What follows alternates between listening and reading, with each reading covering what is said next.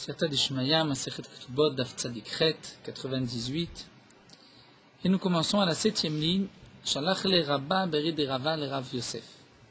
Donc nous sommes dans la Sugia d'une femme qui vend donc, les biens de son mari qui est déjà décédé pour se payer le montant de la Ketouba, pour prendre la Ketouba.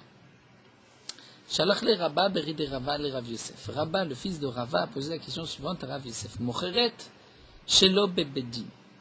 Une femme qui vend sans le bedin, puisque nous avons vu, il y avait une marloquette, une veuve, mina irousin, après les fiançailles, est-ce qu'elle doit vendre devant le bedin, ou même si elle n'est pas devant le bedin.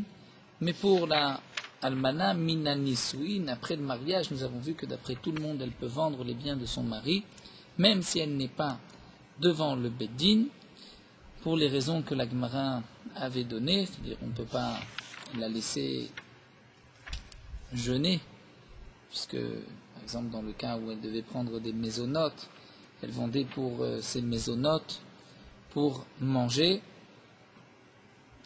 Nous avons vu qu'elle ne va pas attendre que le Beddin se préoccupe de son cas et que jusqu'à ce moment-là, elle restera sans manger. Donc là, il est évident qu'elle peut vendre pour manger, même si elle n'est pas devant le Beddin.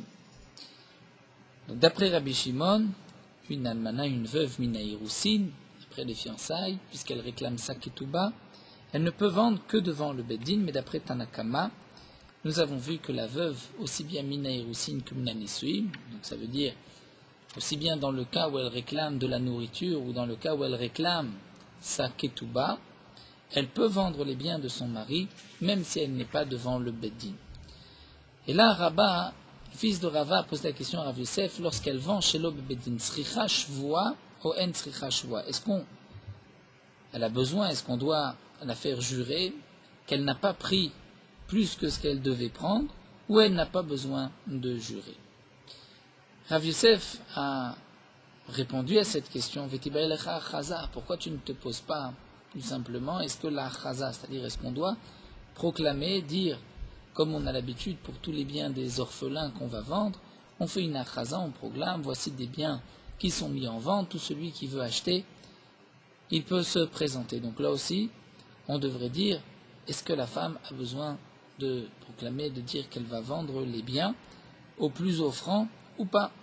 Amarle, il a répondu non, akhaza lo kamevaili. La akhaza, je ne me pose pas la question comme nous allons le voir. Pourquoi Damar Rabbi Zira ma Rav Nachman, puisque Rabbi Zira a dit au nom de Rav Nachman, Almana, une veuve, chez Shama Leatzma. Shama, c'est Shum, c'est-à-dire elle a évalué un bien, Leatzma pour elle-même. Elle a pris un bien des orphelins et elle a évalué elle-même que le bien correspondait au montant de sa ketouba. Lo asta velo klum. Rav Nachman nous dit, elle n'a rien fait. Lo asta, elle n'a pas fait velo klum, et elle n'a rien fait. Et elle ne peut pas garder le terrain. Bien que elle-même, la veuve, a évalué, sa ketouba était de 200, elle a évalué le champ à 212, et elle le prend pour sa ketouba, elle ne peut pas. Eridame, de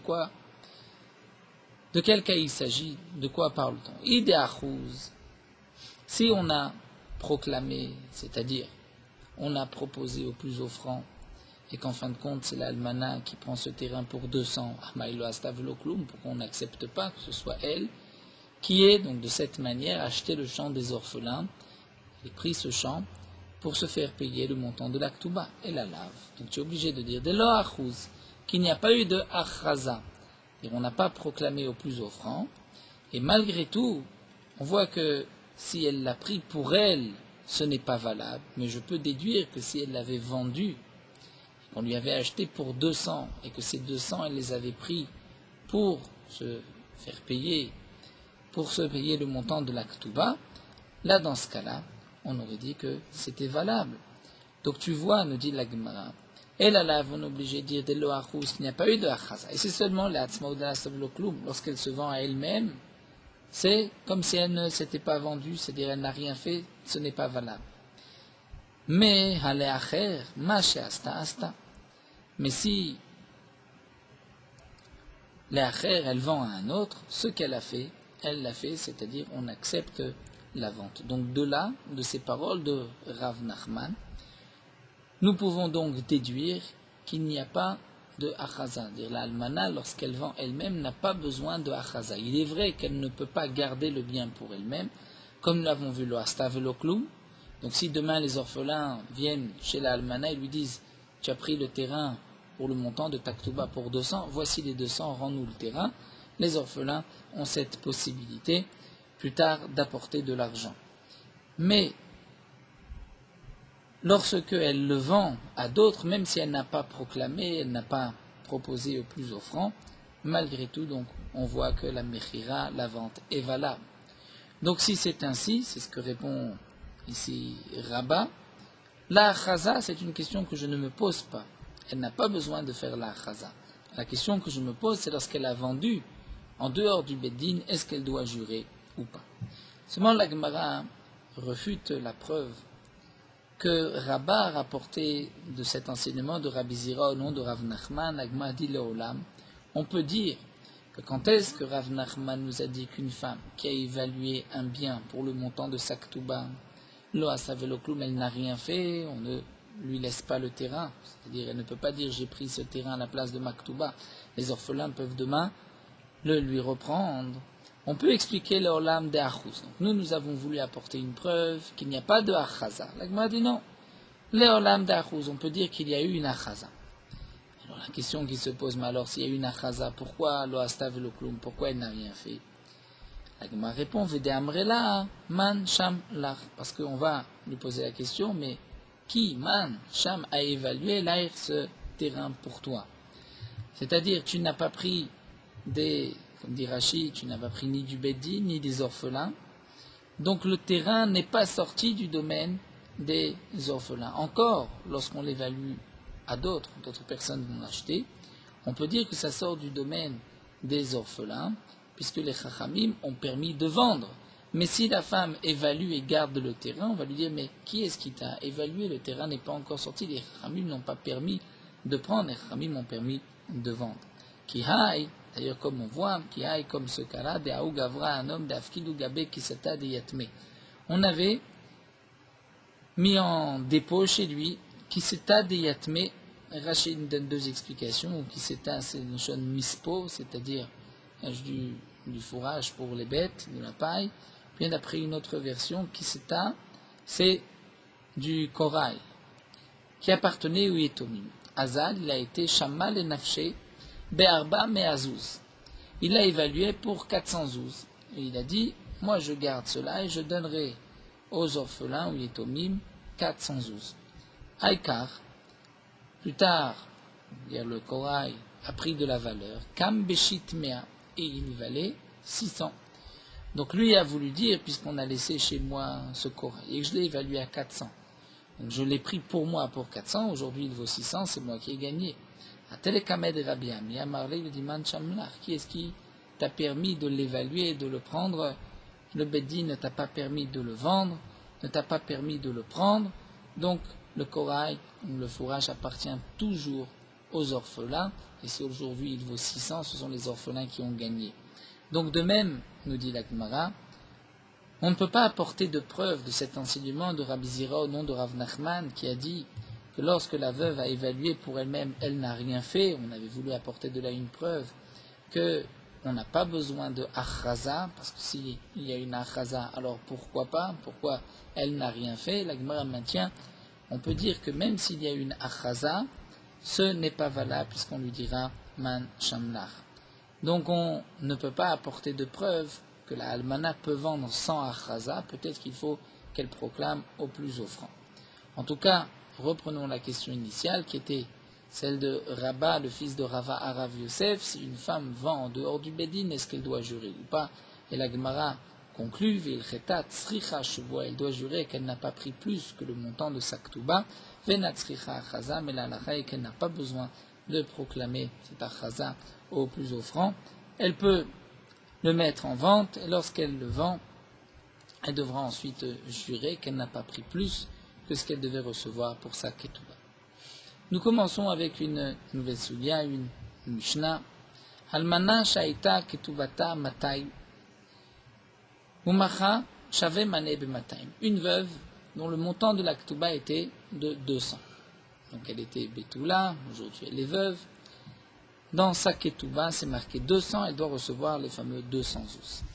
Umacha, et elle a vendu, Shave Mané Bemataim, un champ qui vaut 100, mais elle l'a vendu pour 200. Donc elle a récupéré 200 ous de cette vente. Au Shave Mataim Bemané, ou le contraire, elle a pris un champ qui vaut 200 et elle l'a vendu pour 100, pour un mané. Un mané, c'est égal à 100 ous. Eh bien, nous dit la Mishnah, Nitkabla Ketubata. Cette femme a déjà reçu sa ketouba. Elle ne peut pas réclamer encore le montant de sa ketouba. Dans le premier cas, elle a vendu un bien qui valait 100, elle l'a vendu 200, elle a reçu ses 200.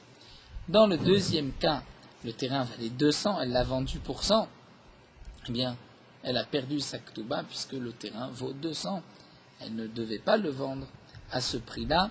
Les Yitomim vont lui dire, mais c'est toi-même qui as perdu ton argent, tu avais un terrain qui valait 200, tu l'as vendu pour 100. Haïta ketubata mané, si le montant de la ketouba est d'un mané. Donc elle était déjà à l'époque, on va dire déjà veuve ou divorcée, s'est remariée, aujourd'hui elle est encore veuve, et elle doit recevoir donc le montant de sa ketouba un mané.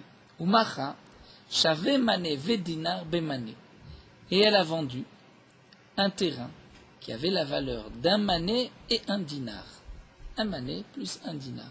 Mais elle l'a vendu pour un mané. Donc dans la vente, elle a fait, c'est dire, une petite réduction à l'acheteur d'un dinar. Et bien là, macha batel. Micha batel, la vente est annulée. Pourquoi la vente est annulée, nous explique Rashi, étant donné qu'elle n'avait pas le droit de vendre ce dinar en plus. Elle avait le droit de vendre un mané, un terrain qui a la valeur d'un mané. Elle a vendu un peu plus, elle aurait dû laisser un morceau du terrain. Elle a vendu un terrain qui valait mané vétina, donc elle a vendu dans la superficie, elle a vendu un peu plus que ce qu'elle devait vendre. Eh bien, puisqu'elle a vendu en une fois, toute la vente est annulée. Même si elle dit, mais je vais rendre un dinar aux héritiers, la vente est annulée. Rabban Shimon Gamliel Omer, Rabban Shimon Gamliel nous dit, Leola Micha Kaya.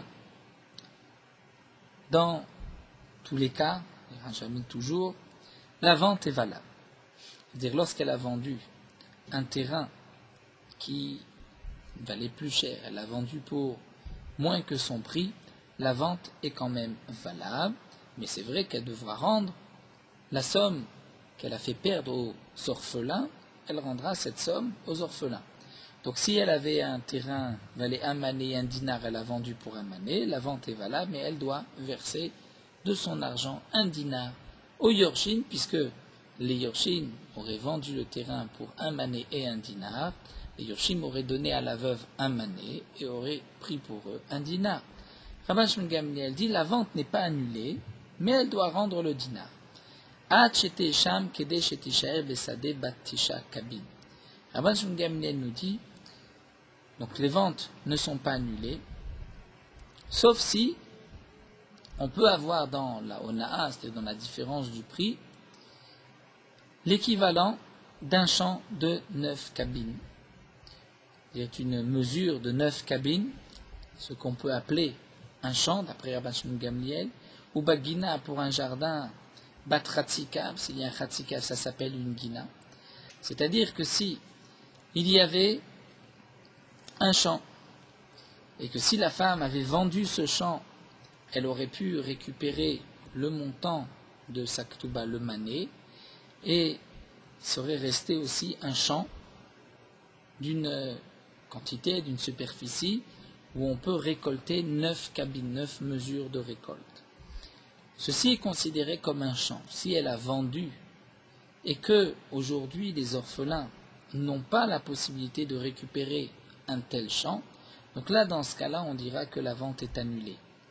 Mais si il reste suffisamment, dire un champ de 9 cabines pour les orphelins, et même dans la différence du prix, ils n'ont pas perdu, ils ont encore l'équivalent d'un champ, là on pourra dire que la vente est valable, c'est ce que pense Rabban Shmuel Gamliel. Seulement Rabban Shmuel Gamliel dit, il faut que ce soit pour un champ Tisha Kabin, pour une Gina Chatzikav, et d'après Rabbi Akiva, qui dit par ailleurs que le shiur c'est plutôt pour la Gina d'un Bet Rova, c'est-à-dire un quart de cave et non pas un demi-cave.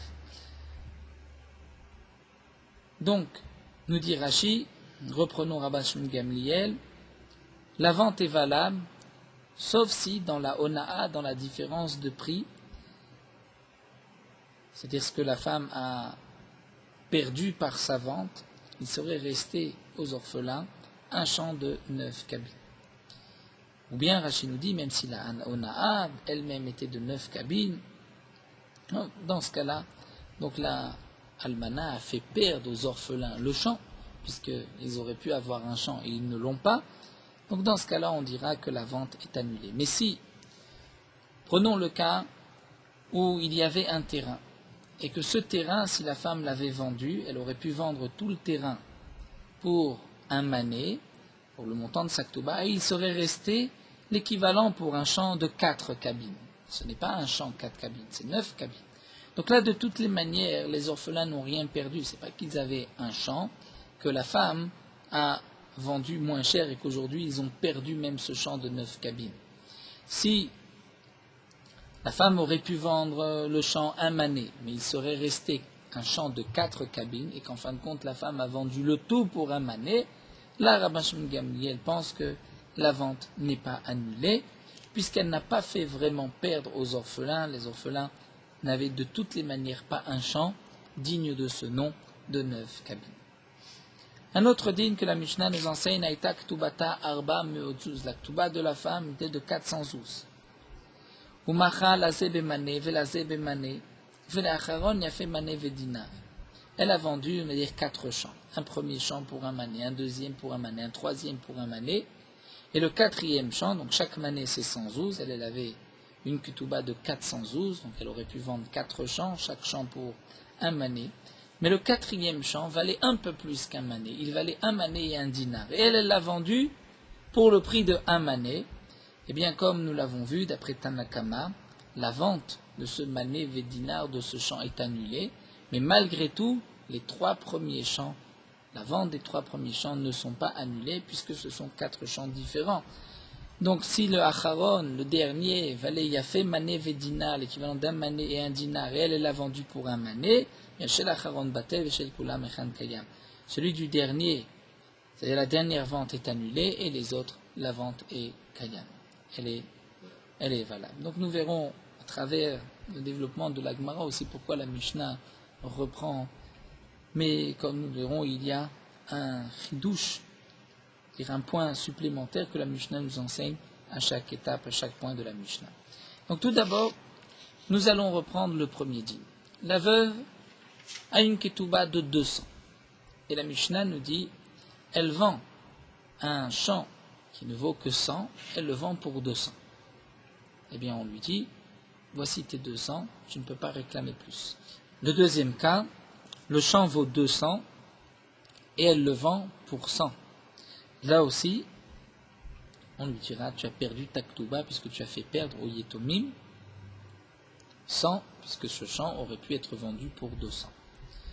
Alors demande la Gemara, quelle différence entre le premier et le deuxième cas? Comment se fait-il que dans le deuxième cas, le champ vaut 200, elle le vend pour 100, on lui dit, tu as perdu les 200. Pourquoi? Parce que tu as fait perdre au Yetomim 100. Si c'est ainsi, dans le premier cas, elle avait un champ qui valait 100, elle le vend à 200. Pourquoi elle a perdu sa ketouba? Elle pourrait dire, j'ai fait un bénéfice. Normalement, ce champ vaut 100. J'aurais pu le vendre pour 100 et vendre un deuxième pour 100. Bien, j'ai vendu le premier pour 200. Ben, j'ai gagné, c'est moi qui ai fait une bonne affaire.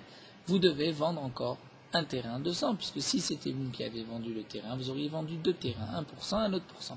Moi, j'ai réussi du premier coup à vendre le premier pour 200.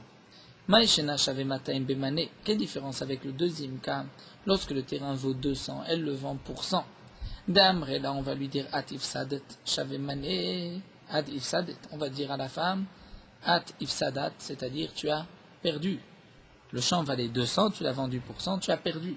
Si c'est ainsi, lorsqu'elle a vendu un champ qui vaut 100 pour 200, Nametema elle-même pourrait dire maintenant, Anar Vachana, c'est moi qui ai gagné. Donc pourquoi elle a perdu la Ketouba, c'est-à-dire pourquoi elle ne peut pas réclamer encore un champ? C'est vrai qu'elle recevra de toute manière 200, mais elle aurait peut-être pu gagner un peu plus. Amar Rav Nachman, Amar Rabba Baravua. Rav Nachman répond au nom de Rabba Baravua. Kan Shana Rebi Akol le Baalamot. Ici, dans notre Mishnah, Rebi nous a enseigné que tout revient au propriétaire de l'argent. C'est-à-dire, nous allons voir tout de suite dans un braïta que Rabbi Yossé et Rabbi Yehuda, dans le cas où un homme envoie un shliach, un messager, son ami, il lui demande d'aller au marché et d'aller acheter de la marchandise. Il lui donne 100 et il lui dit, est-ce que tu peux aller m'acheter cette marchandise? Donc tu vas m'acheter, on va dire, du tissu, tu vas m'acheter 10 mètres de tissu. Le shliach a été, mais a réussi à avoir 11 mètres de tissu pour les 100 joues qui lui ont été donnés. Le mètre en plus, est-ce qu'il revient? Il appartient au messager ou il appartient au propriétaire de l'argent? Ça, c'est ce que nous allons voir, c'est notre marloquette. Donc ici, nous dit la Gemara, c'est la réponse c'est de Rav Nachman à Maraba Baravua, puisque le terrain appartient à Yetomim, même si la femme a fait du bénéfice, mais elle avait du bénéfice pour les Yetomim, pas pour elle, et donc elle a perdu, elle ne peut pas réclamer plus, c'est-à-dire elle recevra juste les 200, mais elle ne recevra pas plus. Keretania, comme nous avons enseigné dans la Braïta. Aussi, Folo Acha Tietera. Lorsque donc, dans notre cas, un homme a envoyé un shliach au marché acheter de la marchandise, et on lui a rajouté un peu plus, un peu de marchandise en plus. C'est pour qui? Dans le cas du tissu, 1 mètre en plus, si c'est des fruits, 1 kilo en plus, etc. Rabbi Yehuda nous dit, Akol le shliach. Tout appartient au shliach. Rabbi Yossé Omer, Cholkim. Rabbi Yossé dit non, on va partager. D'après Rabbi Yehuda, c'est le shliach qui a gagné, puisque lui a pu acheter avec la même somme, un peu plus, donc il a gagné, c'est son bénéfice. Mais Rabbi Yossé nous dit, Cholkim, on va partager. On va partager pourquoi? Parce qu'on ne sait pas si celui qui a rajouté le mètre en plus, le kilo en plus, a voulu en faire don au shliach ou en faire don au propriétaire de l'argent. Vatania, pourtant la Gemara objecte, nous avons une braïta où c'est marqué Rabbi Yossé Omer Akol le Baalam Maot. Dans cette braïta, Rabbi Yossé est d'accord avec Rabbi Yehuda que tout est les Baalam Maot, tout appartient au propriétaire de l'argent, donc on ne partage pas. Comment comprendre cette contradiction? Et donc la Gemara nous dit, Amar Rameh Bachama répond à cette contradiction en disant Lokashia, kan bedavar sheyesh lo kitzba, kan bedavar shen lo kitzba. Tout dépend. Si c'est une chose qui a un prix, c'est-à-dire quelque chose de fixe, Rashi nous explique quelque chose de fixe chez Shlo Kitzva, comme par exemple lorsque nous avons des kitniot, il y a des petits pois, des fèves, où généralement au marché on vendait donc un keli entier pour une prouta. Lorsque le vendeur a rajouté, puisqu'il a rajouté alors que normalement on comprend le keli entier, et on va prendre un seau pour telle somme, s'il a rajouté, c'est qu'il a voulu en faire don au shliach ou peut-être au propriétaire de l'argent. Donc là nous avons un safek qu'on va partager. Mais si c'est davar she'en lo kitzba, c'est-à-dire quelque chose qui n'a pas de prix fixe, comme par exemple, Rachid nous dit un talit, un habit ou un légume qui se vendent be'omet, c'est-à-dire le marchand évalue à peu près combien on va vendre cet habit, combien on va vendre ces légumes. Donc parfois le vendeur va vendre plus cher, parfois il va vendre moins cher, c'est dire à la tête du client. Donc là on dira que s'il a donné en plus, ça appartient au propriétaire de l'argent. Pourquoi? Parce que ce n'est pas qu'il a fait un cadeau en plus. Généralement les habits de cette taille, il les vend pourtant, mais parfois il les vend plus cher, parfois il les vend juste au prix. Donc lorsqu'il les a vendus moins cher et que avec l'argent du balabait il a pu en acheter plus, c'est qu'en vérité il a acheté un peu plus aujourd'hui, c'était moins cher sur le marché, Donc c'est vrai que ça revient au balabait, c'est ce que pense Rabbi Yossé. Mais lorsque c'est d'avoir sheish lo kitzva, dire on vend toujours un seau ou 1 kilo pourtant, si il a rajouté, dire il a donné 1 kilo en plus ou un seau en plus pour tout ce qui avait été acheté, donc c'est une matana. Si c'est un cadeau, là on peut se poser la question si c'est pour le propriétaire ou si c'est pour le shliach. En tout cas, pour revenir à notre sugya, c'est ce que nous dit ici Rashi, dans notre cas, le champ est considéré comme davar she'en lo kitzva, qui n'a pas de prix fixe, puisque tout terrain est vendu par une évaluation du prix du terrain, parfois un peu plus cher, parfois moins cher.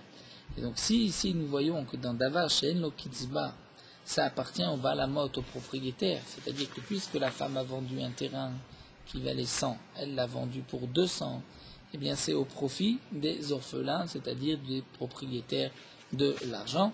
Donc on voit que Rébi, dans notre Mishnah, a été sotem, c'est-à-dire il n'a pas marqué l'auteur de la Mishnah, il m'a dit qu'il pense là comme Rabbi aussi sur ce point-là, que Bedavar, chez Enlo Kitzva, où il n'y a pas de prix fixe, donc ça appartient au Baal HaMaot, au propriétaire de l'argent.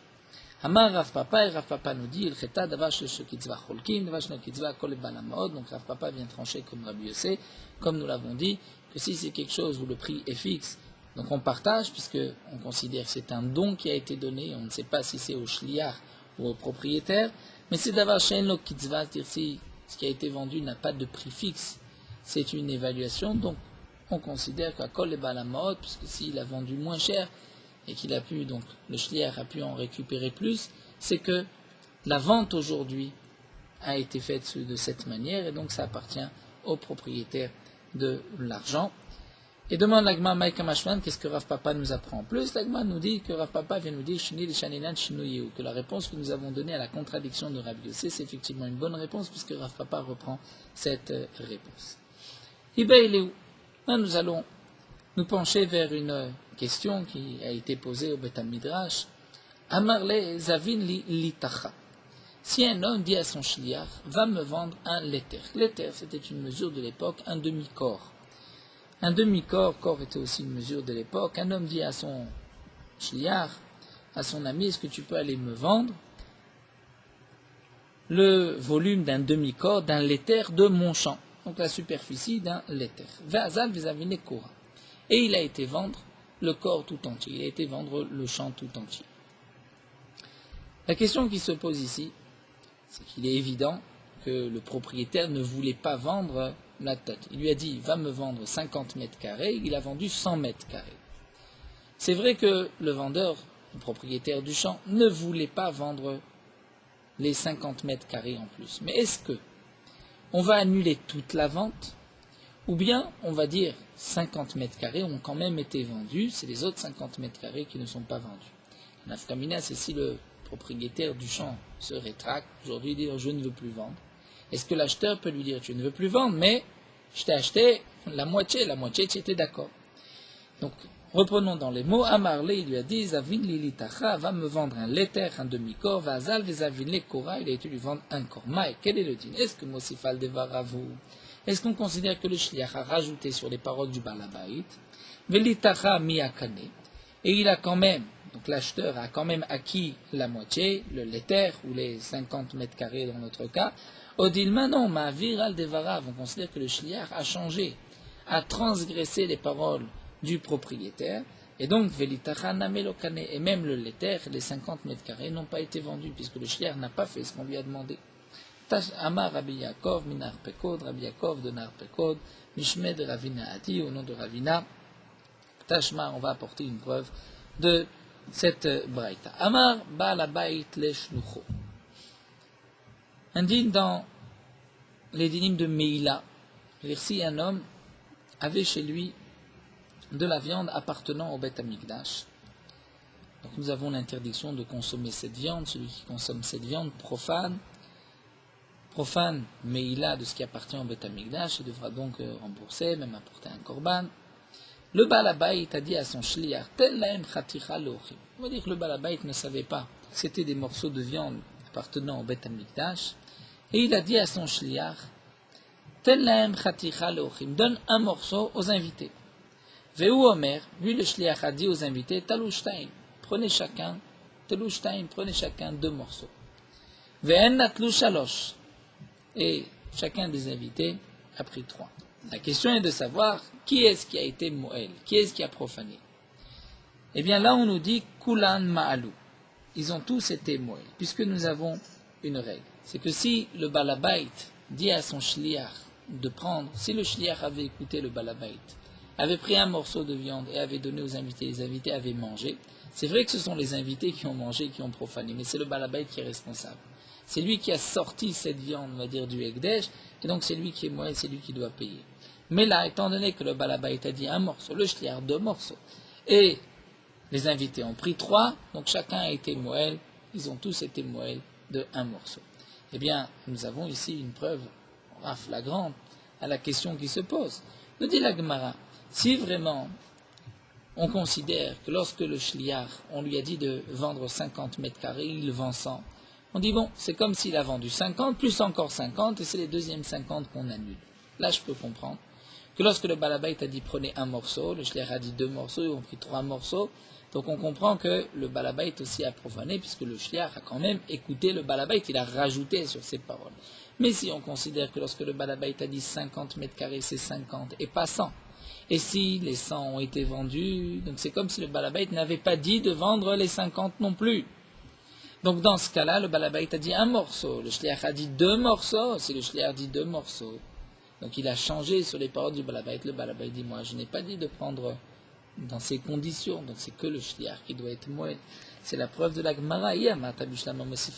Si tu dis que lorsque le shliach rajoute, c'est juste un rajout sur ces paroles, avec Mishumachi, balabait mal, je comprends pourquoi le balabait a profané. Et là, mais si tu dis que le shliach a transgressé le fait d'avoir dit prenez 2 morceaux et d'avoir rajouté 1 morceau sur le morceau du balabait, c'est comme s'il transgresse, donc ce n'est plus la shlichut du balabait, alors le balabait a mal, pourquoi il a profané? Vatnan, nous avons une Mishnah qui dit explicitement shliach asa shlichuto, balabait mal, si le shliach a fait ce que le balabait lui a dit, c'est le shliach qui est moël. C'est vrai que généralement, un shliach dvar avera, on peut dire, mais il n'y a pas de shliach pour faire une avera, ici c'est une exception, dans Meïla. Donc le balabait était moël, mais lo asa shlichuto, si il n'a pas fait, donc la shlichut, il n'a pas écouté ce que le balabait lui a dit, shliach mal, c'est le shliach qui est moël. Donc dans notre cas, si on considère que le balabait a dit 1 et que le shliach dit 2, c'est transgresser les paroles du balabait, comment se fait-il que le balabait a été moël? Le shliach n'a pas fait ce que le balabait lui a dit. Arabe et Maskinan, l'Agma répond, ici on parle dans le cas, comment se fait-il qu'ils ont tous les 3 été moël? C'est parce que d'Amar Léou, le balabait a dit au shliach, prenez, donne-leur 1 morceau. Et le shliach Amarlou leur a dit aux invités, Telo achat midato shel balabait, prenez 1 parce que le balabait a dit de prendre 1 morceau. Fe achat midati, et le deuxième c'est moi qui l'offre, c'est moi qui vous demande de le prendre. Veshaklo inotlat, et eux ont pris même en plus 1 morceau en plus. Donc puisque le shliach avait précisé, avait dit, prenez 1 parce que le balabait a dit 1. Et le deuxième c'est sur mon compte, donc là on comprend pourquoi les 3 ont été moël. Donc nous n'avons pas de preuve, on continue. Tashma, la Gemara apporte une autre preuve.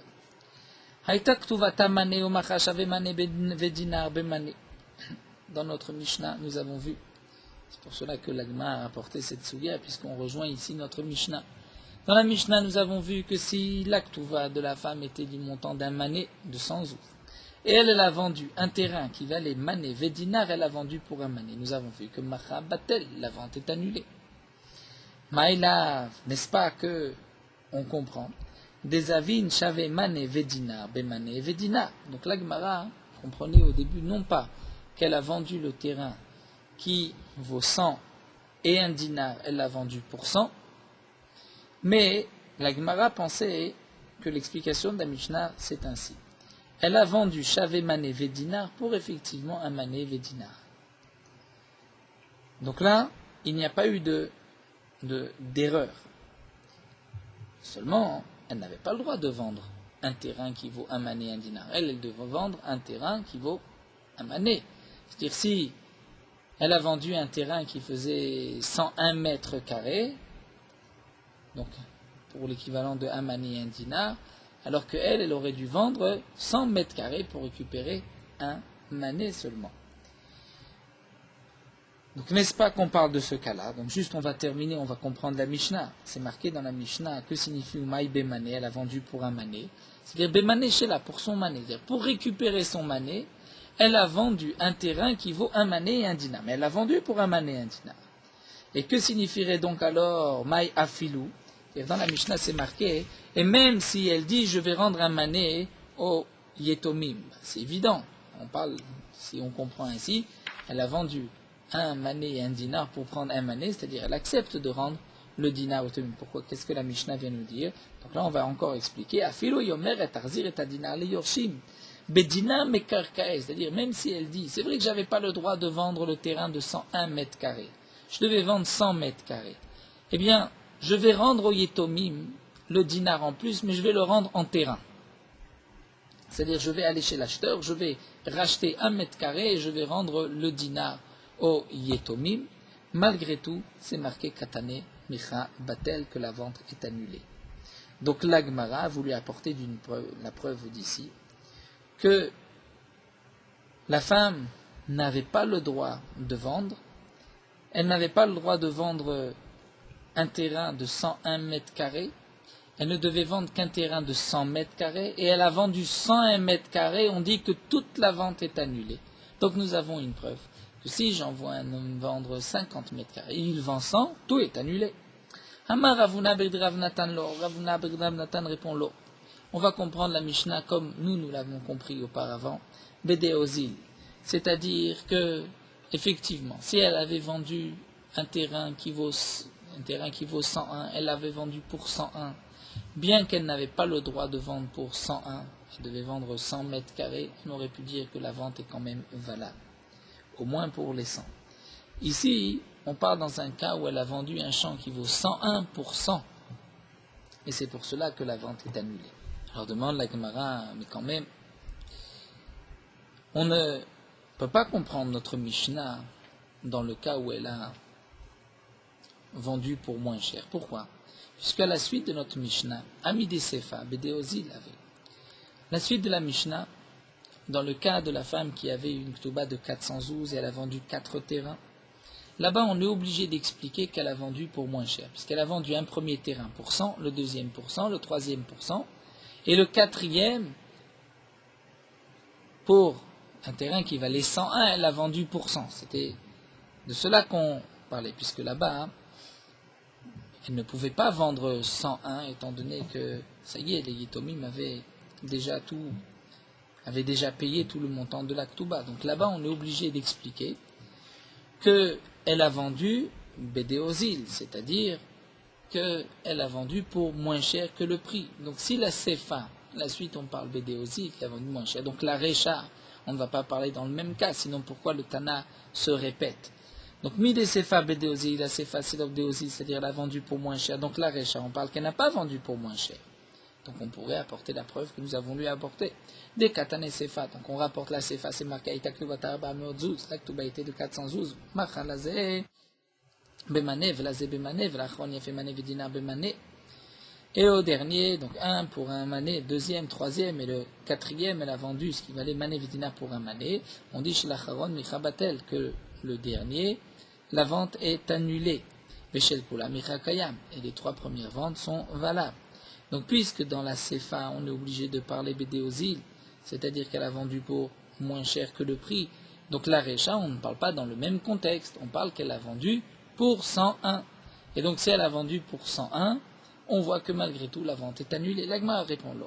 Recha ve Sefa Bédéozil, on peut dire que et la Recha et la Sefa, on parle Bédéozil, qu'elle a vendu pour moins cher. Alors on se posera la question, mais c'est une répétition, la Recha et la Sefa. Mais Sefa Kamash Malan, seulement Sefa, nous dit la Gemara, il y a un chidouche, que quoi? Que Ta'ama Deozil Bedeyatme, Aval Bedida Micha Kayam. C'est-à-dire que dans la Sefa, je vais apprendre quelque chose en plus. Je vais apprendre que pourquoi ce n'est pas valable, parce qu'elle a vendu un champ qui vaut 101, elle l'a vendu pour 100. Mais elle a fait perdre à qui? Elle a fait perdre aux orphelins, puisque ça y est, elle avait pris déjà 300 et elle devait prendre encore 400, elle a fait perdre aux orphelins. Donc j'aurais pu croire que c'est dans ce cas-là que la vente est annulée.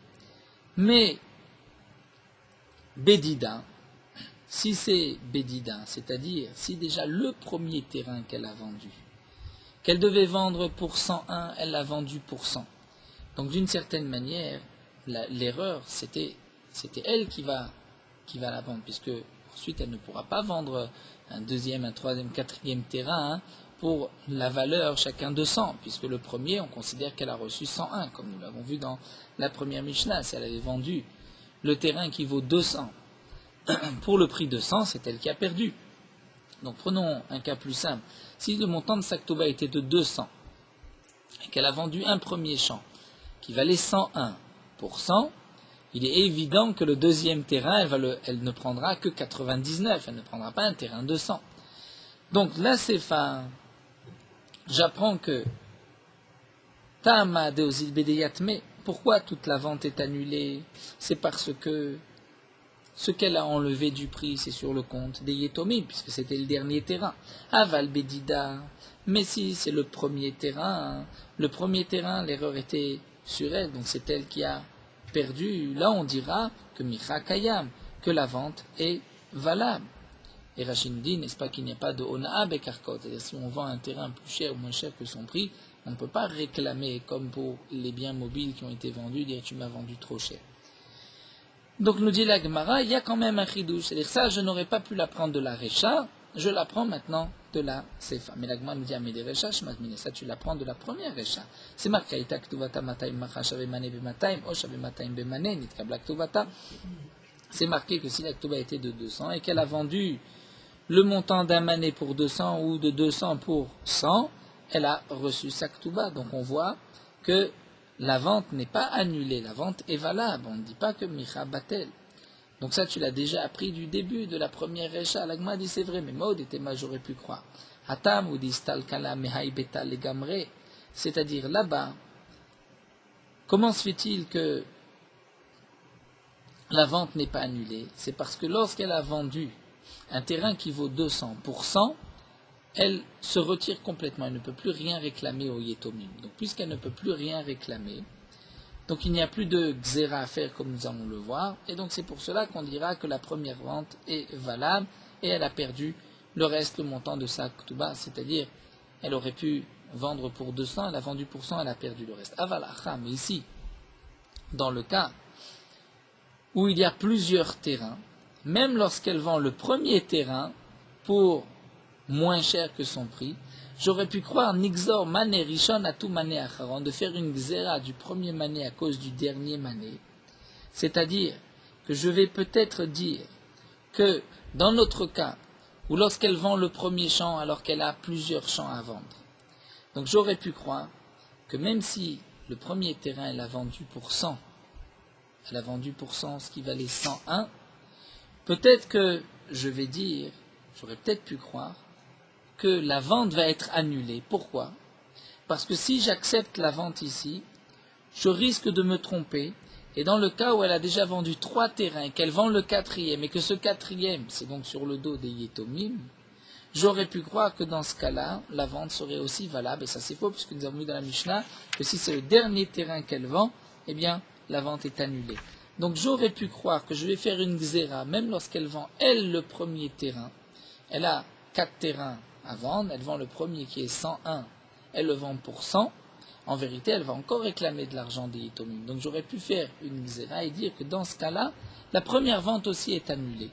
Donc Kamash Malan, la Sefa est venue me dire non, c'est seulement lorsqu'il y a donc un terrain, si elle avait une Ktuba de 100 et qu'elle a pris un terrain de 101 et elle le vend pour 100, c'est là que c'est annulé.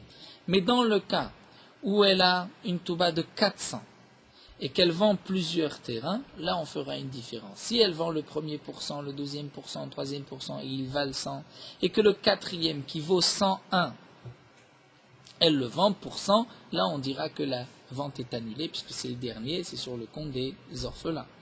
Mais et ça c'est le chidouche de la Sefa, si elle vend le premier terrain qui vaut 101%, eh bien je ne vais pas annuler la vente. Je vais dire que la vente est valable, seulement la femme a déjà perdu donc 101, et maintenant le prochain terrain, elle devra vendre un terrain seulement de la valeur de 99 et pas de 100. Je ne vais pas annuler la première vente, je la maintiens, mais malgré tout, elle a perdu donc ce dinar en plus, et donc dans les prochains terrains, elle devra en tenir compte et ne pas vendre plus. Donc ça, nous allons nous arrêter ici. C'est ce que la Gemara donc a expliqué. On a voulu, dans notre cas, apporter une preuve lorsqu'on n'écoute pas le balabait. Est-ce qu'on doit reprendre ou on doit annuler ou pas? Donc là, nous n'avons pas pu apporter de preuve. La Gemara a voulu apporter une preuve parce qu'on parle ici d'un champ et qu'on pensait qu'elle avait vendu plus que ce qu'elle devait vendre et que c'est pour cela que c'est annulé. La Gemara a dit non, ici on parle dans le cas où elle a vendu moins cher et on a expliqué pourquoi on a eu besoin de tous ces points dans la Sefa. Nous terminons sur Merot Halacha d'Af Tzadikret, toujours dans l'interdiction de Srora. Donc même dans le cas où, comme nous l'avons vu, la vente des fruits et des légumes est permise, par exemple lorsque on prend tout de suite pour manger et il reste de ces fruits, ou si on a ramassé des champs une petite quantité et qu'on veut vendre, nous avons le droit de vendre comme nous l'avons vu, mais malgré tout nous avons l'interdiction de vendre comme on a l'habitude chaque année. On doit aussi faire ici un chinouille puisqu'il y a une interdiction de commercialiser. Donc quel est le chinouille? Nous n'avons pas le droit de vendre dans les endroits habituels, là où on vend dans les marchés ou dans les magasins de fruits et de légumes. On doit vendre dans la maison, dans une cour, dans une impasse.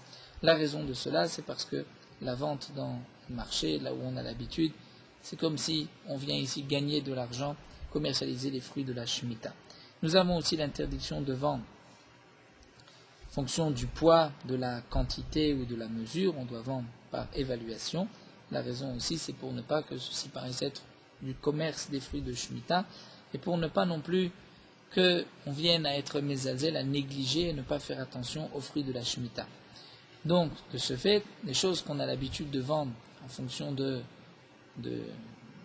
la mesure, comme par exemple le vin, l'huile, on vend par litre, ou les fruits et les légumes qu'on a l'habitude de vendre en fonction du poids ou du nombre à la pièce, nous avons l'interdiction de le vendre comme d'habitude, on devra le vendre par évaluation. Si on a pacté ou on a attaché plusieurs fruits et plusieurs légumes ensemble, pour ensuite vendre chaque paquet en fonction du nombre de paquets ou du poids, nous n'avons pas le droit de vendre plusieurs paquets en même temps, même si on ne compte pas les paquets, c'est aussi une vente par évaluation, c'est aussi interdit, puisque le fait de vendre par paquet, en fonction du compte et du poids, c'est aussi une manière de sfora. Lors de la mechira, la vente qui se fait dans les magasins de Shemitah, d'après donc les instructions de ceux qui s'occupent, qui garantissent la loi de la Shemitah, dans ces cas-là, on a le droit de vendre comme c'est d'habitude toutes les années, comme nous verrons encore par la suite.